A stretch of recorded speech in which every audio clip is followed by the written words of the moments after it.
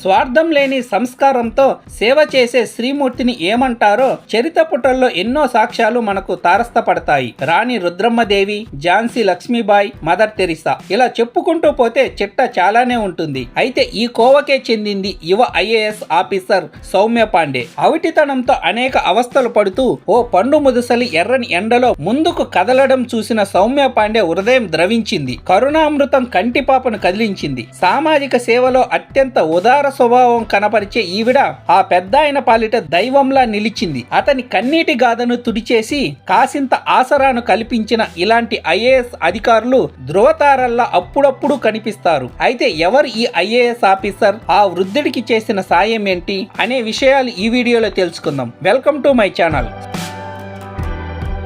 సౌమ్య పాండే ఉత్తరప్రదేశ్ రాష్ట్రానికి చెందిన IAS officer. యూపీలోని కాన్పూర్ డెవలప్మెంట్ ఆఫీసర్ గా విధులు నిర్వహిస్తున్నారు. తన ఆఫీస్ కు కూసంత దూరంలో ఓ 70 ఏళ్ల పెద్ద మనిషి నడుముకు దుప్పటి బిగించుకొని చేతిలో అన్నం డబ్బాను తీసుకొని మండుటెండలో కుంటుకుంటూ అతి కష్టం మీద నడుస్తున్నాడు. ఆ దృశ్యాన్ని చూసిన ఐఏఎస్ ఆఫీసర్ సౌమ్య పాండే నిశ్శబ్దం ఆవహించిన చిరు చిమ్మ చీకటి ఎంత భయంకరంగా ఉంటుందో అంతటి బాధ మనసును ఆవహించింది. వెంటనే ఆ కారు దిగి ఆ పెద్దాయన దగ్గరకు వచ్చి, తాత ఎవరు నువ్వు? ఇంతటి ఎండలో ఇన్ని ఇబ్బందులు పడుతూ ఎక్కడికి వెళ్తున్నావు అని అడిగింది. అమ్మా, నాకు బాగా దాహం వేస్తుంది, కాసిన్ని నీళ్లు ఇప్పించగలవా తల్లి, నీకు పుణ్యం ఉంటుంది అని అన్నాడు. ఆ మాటలు విన్న సౌమ్య పాండే తన కారు డ్రైవర్ చేత నీళ్లు తెప్పించి అతని దాహం తీర్చింది. ఇప్పుడు చెప్పు తాత, ఎక్కడికి వెళ్తున్నావు అని మళ్ళీ అడిగింది. అమ్మా, నేను ఎదురుగా ఉన్న ఆ గవర్నమెంట్ ఆఫీస్ దగ్గరికి వెళ్తున్నాను. ఆ ఆఫీసు చుట్టూ తిరిగి తిరిగి కాళ్ళు అరిగిపోతున్నాయే కానీ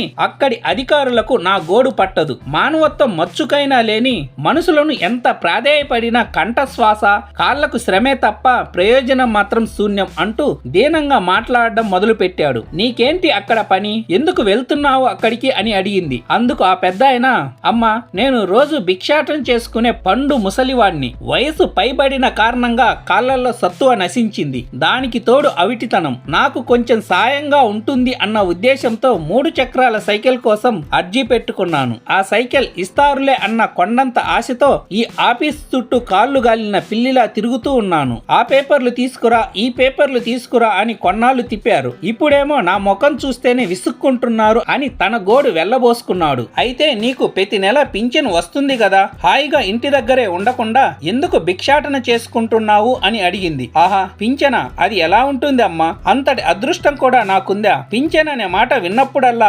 మహానందం వేసేది. అప్పుడప్పుడు ఆశపడుతూ ఉండేవాడిని. కానీ దానికి లంచం ఇచ్చుకునే ఒక గొప్ప మహమ్మారి మాయదారి అర్హత ఉండాలి అంట కదా, అంత స్తోమత నాకెక్కడిది అన్నాడు. ఆ మాటలు విన్న ఐఏఎస్ ఆఫీసర్ సౌమ్య పాండే, పేదరికంలో ఉన్న పేద ప్రజలకు సేవ చేయడానికే కదా ఈ అధికారము, చదువుకున్న చదువుకు సార్థకత ఉండేది, ఇలాంటి వాళ్లకు న్యాయం చేయలేని అధికారం ఎందుకు అని ఒక్క క్షణం ఆలోచించింది. తక్షణమే అధికారులను పిలిపించింది. ఇతను పెట్టుకున్న అప్లికేషన్ ను తెప్పించింది. ఇతనికి 3 వీలర్ సైకిల్ ఎందుకు శాంక్షన్ అవ్వలేదు, పింఛన్ ఎందుకు ఇవ్వట్లేదు అని నిలదీసింది. అక్కడి అధికారులు కుంటి సాకులు వెతుక్కుంటూ కేవలం కారణాలు చెబుతూ కాలయాపన చేయడం మొదలు పెట్టారు. కోపగించిన సౌమ్య పాండే, తాత, నువ్వు జాగ్రత్తగా ఇంటికి వెళ్ళు. వారం రోజులు తిరిగేలోపు 3 చక్రాల సైకిల్ తో పాటు పింఛన్ కూడా నీ ఇంటికి వస్తుంది అని హామీ ఇచ్చింది. దాంతో ఆ పెద్దాయన, అమ్మ, దైవం మానవ రూపం ధరిస్తే ఎలా ఉంటుందో ప్రత్యక్షంగా చూస్తున్నాను. వయసులో చిన్నదానివైనా నీకు చేతులెత్తి దండం పెడుతున్నాను. 100 ఏళ్లు పిల్లాపాపలతో చల్లగా ఉండు తల్లి అని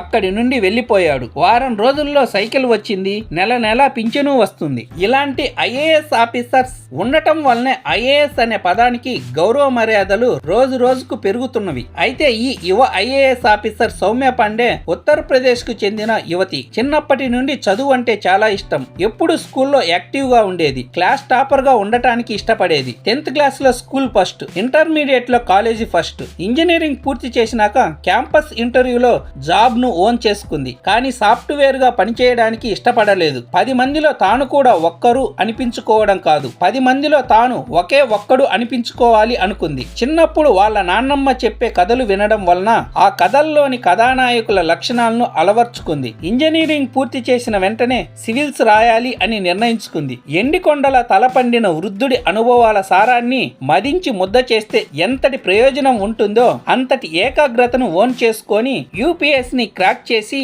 ర్యాంకు సాధించడమే తన ముందున్న ఒకే ఒక లక్ష్యం అని భావించింది. 24/7 దృష్టి మొత్తాన్ని సివిల్స్ కు ప్రిపేర్ అవ్వడానికే ప్రాధాన్యం ఇచ్చింది. ఒకే ఒకసారి సివిల్స్ రాసింది. ఎట్ ఏ టైం 23 సంవత్సరాలకే ఆల్ ఇండియా 4th ర్యాంకును సాధించి తన సత్తాను చాటుకుంది. తన మీద తనకున్న అపార నమ్మకానికి, ఇలాంటి ఘన విజయాన్ని సాధించడానికి మీకు స్ఫూర్తి ఎవరు అని సౌమ్య పాండేను ఒక న్యూస్ రిపోర్టర్ అడగగా అందుకు ఆమె చెప్పిన సమాధానం శ్రీ మహాభారతంలోని ఏకలవ్యుడు అని చెప్పింది. గురువు ఎవ్వరూ లేకుండా కేవలం మట్టి బొమ్మను గురువుగా భావించి ధనుర్విద్యలో అత్యంత నైపుణ్యం సాధించాడు. సాధన అనే ఆయుధ సంపత్తిని సమకూర్చుకుంటే చాలు. ప్రతికూల పరిస్థితులు పాపిష్టి భూతాల్లా భయపెట్టినా, నమ్మకం సన్నగిల్లేలా శతకోటి సన్నివేశాలు ఎదురుపడినా ఏటికి ఎదురీదాలి, అసాధ్యాన్ని సుసాధ్యం చేసి చూపాలి అని వాదిస్తారు IAS officer Soumya Pandey. So ఇది ఫ్రెండ్స్ ఈ రోజు టాపిక్. ఈ వీడియో నచ్చినట్లయితే లైక్ చేసి, షేర్ చేసి, సబ్స్క్రైబ్ చేసుకోండి. Thank you.